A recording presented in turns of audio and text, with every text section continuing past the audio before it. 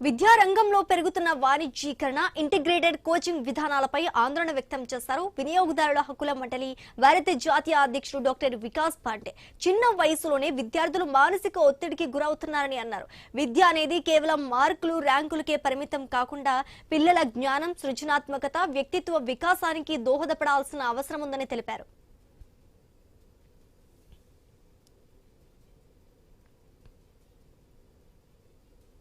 పిల్లలకి స్ట్రెస్ లేని చదువుని అందించాలని దీని మీద మేము మా అధ్యక్షుల వారితో మాట్లాడి ఎడ్యుకేషన్ సెక్టర్లో పర్మిషన్ లేనటువంటి ముద్దు పేర్లు పెట్టుకున్నటువంటి తెలంగాణ రాష్ట్రంలో, తెలంగాణ నగరంలో అసలు పర్మిషన్ లేకుండా జరుగుతున్నటువంటి స్కూల్స్ యొక్క లిస్ట్ని కూడా మన యొక్క వెబ్సైట్లో ప్రతిపాదించి చూపించి పిల్లలకి కూడా, తల్లిదండ్రులకు కూడా మంచి అవేర్నెస్ ఇచ్చే కార్యక్రమాలు కూడా చేపడతామని చెప్పి, అదేవిధంగా మాకు వచ్చినటువంటి ఇన్ఫర్మేషన్ ఏమంటే ఈ సంవత్సరం నుంచి విద్యా వ్యవస్థ మీద, పిల్లల యొక్క తల్లిదండ్రుల మీద 40% ఫీజుల్ని భరాయించాలని వాళ్ళు అనుకుంటున్నారు.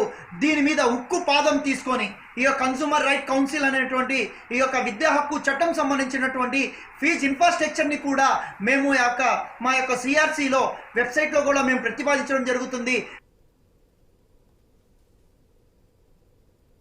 మార్నింగ్ 8:30-9 నుంచి ఈవినింగ్ 6 వరకు 7 వరకు స్కూల్ రన్ చేస్తున్నారు. దానివల్ల పిల్లలకి పరిస్థితి ఏంటి, ఒక ఇంటికుల పెంగెస్ట్ లాగా తయారైపోయింది. మార్నింగ్ వెళ్ళాలి, ఈవినింగ్ రావాలి, రాత్రి భోజనం చేసి పడుకోవాలి, మళ్ళీ లేచి స్కూల్కి వెళ్ళిపోవాలి. వాళ్ళు పేరెంట్స్తో, తల్లి తండ్రితో టైం స్పెండ్ చేయడానికి అవ్వట్లేదు. దాని తర్వాత మేజర్ ప్రాబ్లం ఏంటంటే వాళ్ళ ఎక్స్ట్రా కరిక్యులర్ యాక్టివిటీ అన్ని స్టాప్ అయిపోతుంది.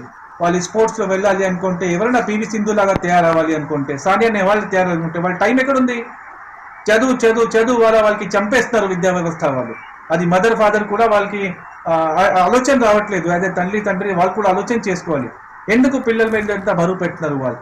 కంపల్సరీగా మన డిమాండ్ ఏం చేశానంటే నేషనల్ గవర్నమెంట్ నుంచి now we are demanding the state government also ఈ స్కూల్ టైమింగ్ తగ్గించాలి. As a CBSE guidelines 6 hours ఎక్కువ ఏ స్కూల్ రన్ అవ్వకూడదు.